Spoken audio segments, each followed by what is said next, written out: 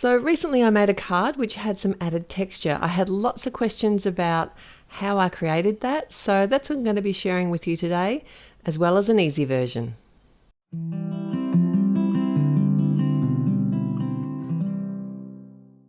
Hello and welcome back. It's time for another Take Two with Therese at Altenew, and I've got two beautiful cards to share with you today using the Craft Your Life project kit. This one's called Silk Art. Now, this is a fabulous kit in the fact that everything within the kit is exactly matching. So the stamp set, obviously the dies, the colouring stencil and the 3D embossing folder. The images for the largest floral are exactly the same size, so that gives you lots of options. And I'm going to be using the 3D embossing folder today to be adding some fun texture to this image. So what I'm doing here is actually choosing an ink colour that I think might work for my project.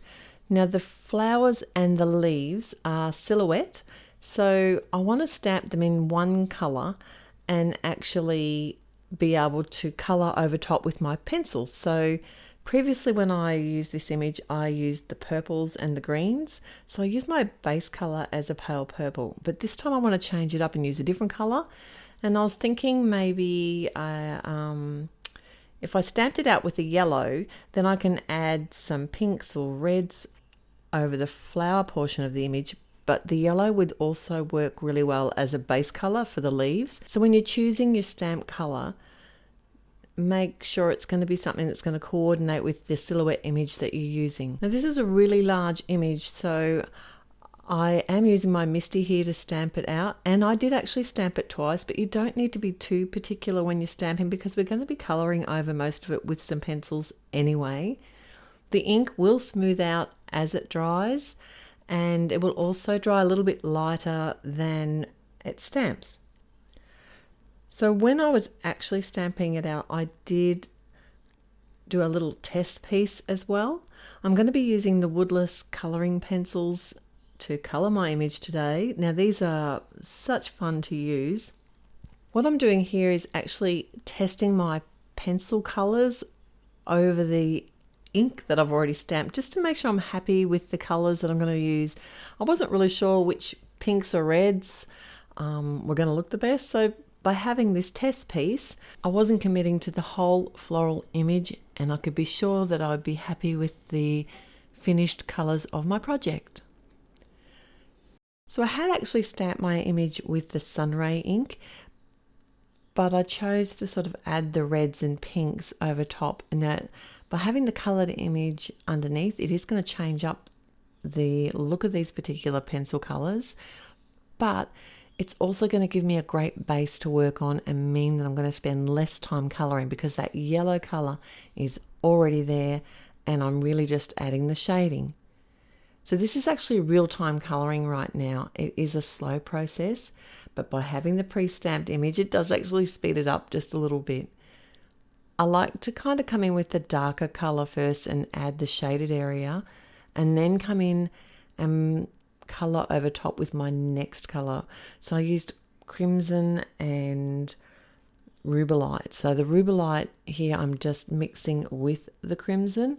I'm not pressing hard on my pencils because I don't want to fill the tooth of the paper, because if I actually go a little bit lighter, I can add more layers and add more depth if I want to. So you can make this as rich as you like, really. You can keep coming in and adding more, or you can just keep it really simple. I did outline the silhouette a little bit, you might notice, with the pencil colours, and I am coming back and forth with the colours a little bit, and I add like a whole sort of base area of colour and then come in with my final shading. That's typically how I would colour with pencils over a silhouette.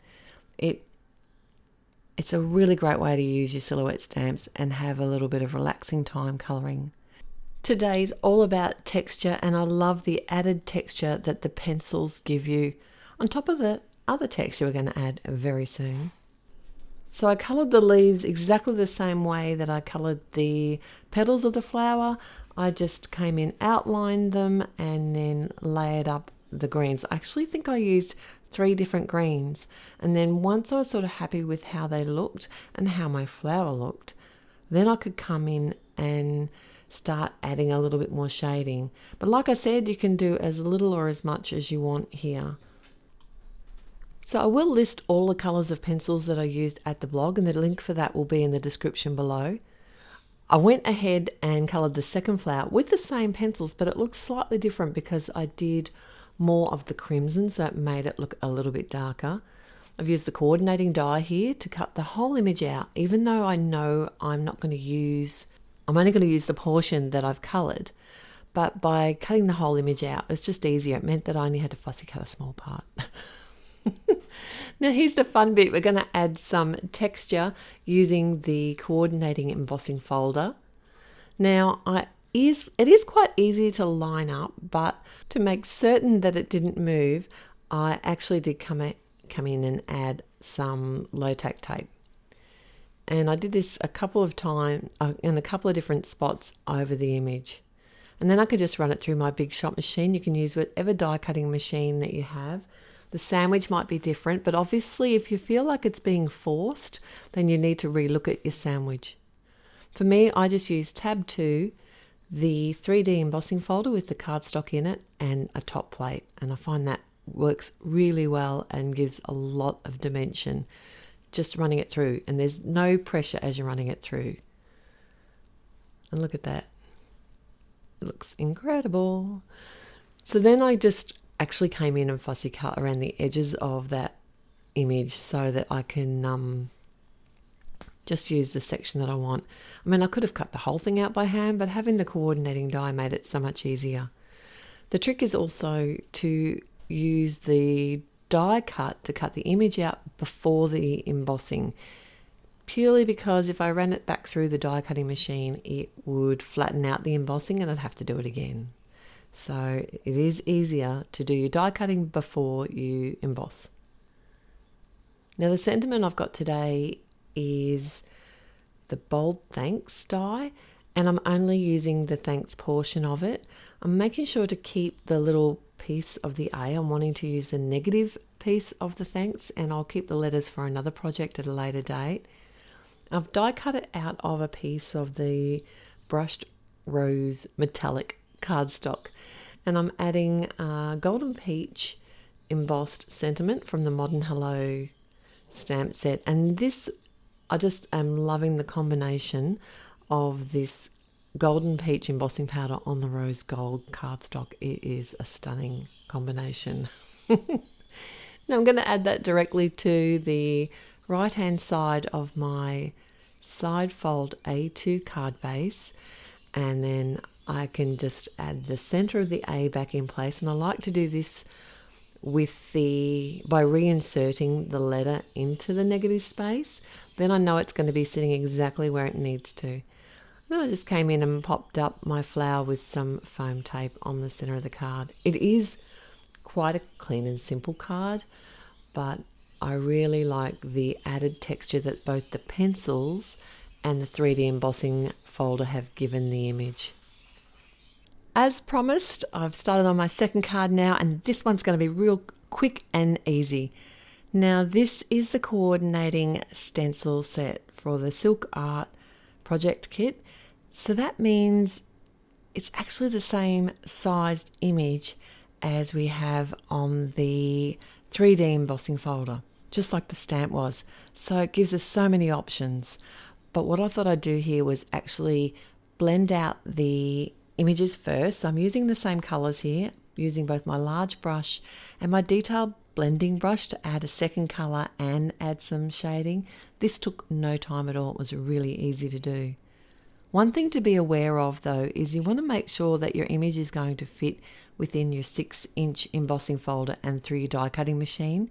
If you've got a larger die cutting machine, it wouldn't be such a problem, but I've only got a 6-inch wide Big Shot. So I just needed to cut this panel down to fit it within the actual embossing folder so I could run it through my Big Shot. I'm using the same sandwich here, so tab 2, the 3D embossing folder with the cardstock in it, and one plate on top. Now there was a little bit of creasing that happened on the edge of the card there. One trick to help get rid of that is to come in with and this is a Teflon bone folder, which I find doesn't leave any sort of shiny highlights on your cardstock. Now I thought I did need a little bit of extra texture here, so I came in with some liquid glue and added some brown glitter. You could also use some stickles, would work really well here as well. I've got an A2 panel that I've die cut one of the nesting hearts from, and I've attached that on top of my cut down piece of cardstock and added that to the front of a side fold A2 card along with the sentiment, which is from the Bold Sentiments set. I hope you're inspired to add some texture to your card designs, and if you do, please share them with us. Till next time, bye.